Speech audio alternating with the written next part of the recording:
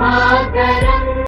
Hello guys, welcome back my YouTube channel Anjana classes. दोस्तों, देश भर में अभी एक सुर्खियां बनी हुई हैं। जैसा कि आप सभी को पता है कि प्रधानमंत्री नरेंद्र मोदी जी ने 28 मई को नए संसद भवन का उद्घाटन किया।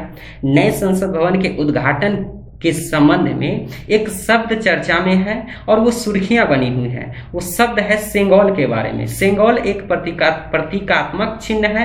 जैसा कि आप सभी को ये फिगर दिख रहा होगा, इसे सेंगोल कहते हैं। तो आज हम इस वीडियो के माध्यम से जानेंगे क्या होता है सेंगोल, क्या है इसका इतिहास, क्या है इसका महत्व, क्या रहा है इसका प्राचीन इतिहास। एक एक करके हम लोग इस संक्षिप्त वीडियो के माध्यम से समझते हैं। दोस्तों, ये नरेंद्र मोदी जी ने इस सेंगोल को नए संसद भवन में इसका क्या किया है, स्थापना किया है। ये हमारा जो पुराना संसद भवन है और ये जो नया संसद भवन है, इसके बारे में हम लोग अलग सेपरेट वीडियो में दोनों में अंतर समझेंगे। जरूरत क्यों पड़ा, एक एक करके समझेंगे, वो नेक्स्ट वीडियो में।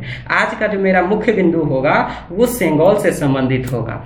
अब हम लोग इसका इतिहास की बात करेंगे दोस्तों। तो जैसा कि दक्षिण भारत, आप लोग को पता है कि दक्षिण भारत में वर्तमान में आप लोग देखोगे कर्नाटक, केरला, तमिलनाडु, आंध्र प्रदेश, तेलंगाना इत्यादि जो प्राचीन में जो दक्षिण भारत थे, वहां पे एक महान शासक यानी महान वंश शासन किया करता था, वो चोल वंश। चोल वंश के अनेक प्रतापी शासक, महानतम शासक इस इतिहास में अपना नाम दर्ज किया था।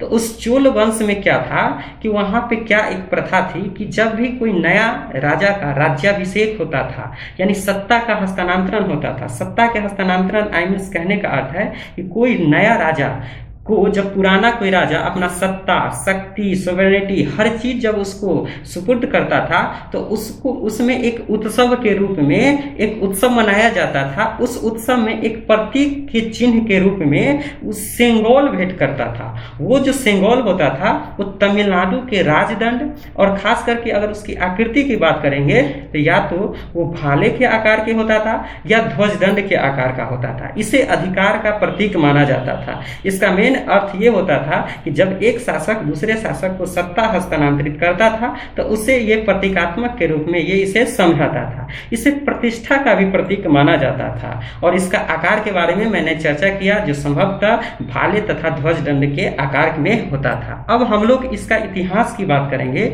आप सभी को पता है कि हमारा भारत जब 15 अगस्त 1947 को आज़ाद हुआ था, उस आज़ादी के पहले यानी 14 अगस्त की घटना है, उसके पहले की बात करते हैं कि आप सभी को पता है कि हमारे देश में यानी ब्रिटिश जो वायसराय यानी हमारे देश के जो अंतिम वायसराय थे, उसका नाम था लॉर्ड माउंटबेटन। जब ये भारतीय स्वतंत्रता विधेयक आया जिसके तहत ये घोषणा किया गया कि भारत को अब सत्ता सौंप दी जाएगी, तो वो लॉर्ड माउंटबेटन, वो ये था, ये जो फिगर आप दिख रहे हैं लॉर्ड माउंटबेटन ने उस समय के जो हमारे देश के सबसे बड़े नेता पंडित जवाहरलाल नेहरू, जो आगे चल के भारत के प्रथम प्रधानमंत्री हुआ, उनसे ये प्रश्न किया और एक विचार किया कि आपको जो सत्ता हस्तांतरित किया जाएगा, तो क्या ये सत्ता हस्तांतरित को आप लोग किसी समारोह के रूप में उसे यादगार बनाना चाहते हैं, कोई समारोह स्थापित करना चाहते हैं? तो इसके बाद पंडित नेहरू जी तत्कालीन तो वो जवाब नहीं दिए, लेकिन विचार विमर्श करने के लिए एक अन्य नेता जो कि तमिलनाडु से बिलोंग करते थे, उनका नाम था सी राजगोपालाचारी। इस सी राजगोपालाचारी से इस संबंध में जिक्र किया कि माउंटबेटन की तरफ से क्या प्रस्ताव आया गया है कि जो सत्ता हस्तांतरित हमको किया जाएगा, इसे किसी समारोह के रूप में आप लोग इसको भेंट करना चाहते हैं या नहीं। तो सी राजगोपालाचारी से जब जिक्र किया तो सी राजगोपालाचारी ने उस समय जो वर्तमान में जो नेता थे पंडित जवाहरलाल नेहरू, उनको इसी चोल प्रथा, ये जो चोल साम्राज्य में तमिलनाडु में विशेषकर इसका प्रथा ये कहाँ था, तमिलनाडु में, इसी उत्सव के बारे में जिक्र किया। इसी जो अभी इसके पहले मैंने कहानी बताया था कि उस समय जब क्या किया जाता था, इस बात का जिक्र कौन किया, श्री राजगोपालाचारी पंडित नेहरू से। तो ये विचार जो है पंडित नेहरू जी को बहुत पसंद आया। जब पसंद आया तो वही सेंगोल के लिए क्या किया गया, इसका जिम्मेवारी दिया गया सी राजगोपालाचारी को कि एक सेंगोल का क्या किया जाए, निर्माण किया जाए। सी राजगोपालाचारी तमिलनाडु से थे, उनकी वो वहाँ के जो संस्कृति से बहुत अच्छे से प्रभावित थे, जानकार थे।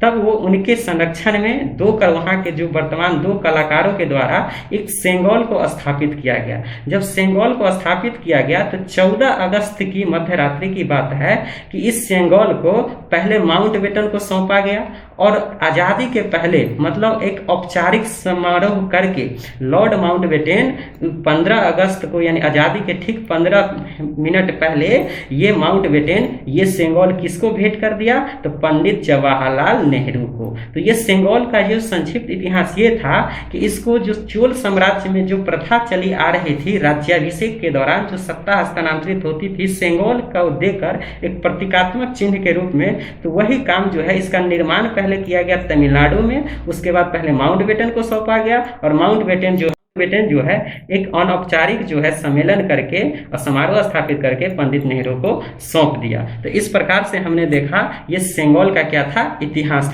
एक खास बात है दोस्तों ये सेंगोल की दोस्तों कि ये सेंगोल की जो निर्माण किया गया था तमिलनाडु के उस 2 कलाकारों के द्वारा, तो उसकी लंबाई 5 फीट थी और ऊपरी जो हिस्सा था, ऊपरी हिस्से में नंदी की मूर्ति थी लगी हुई थी, नंदी बैल की। वो नंदी की बैल न्याय का प्रतीक थी। तो हम लोगों से अगर प्रश्न ये पूछेगा कि ये जो सेंगोल है, सेंगोल के ऊपरी हिस्से में किस चीज की आकृति है, तो दोस्तों आकृति की बात करेंगे तो सेंगोल के ऊपरी हिस्सों में नंदी की आकृति है जो कि न्याय के प्रतीक को दर्शाता है।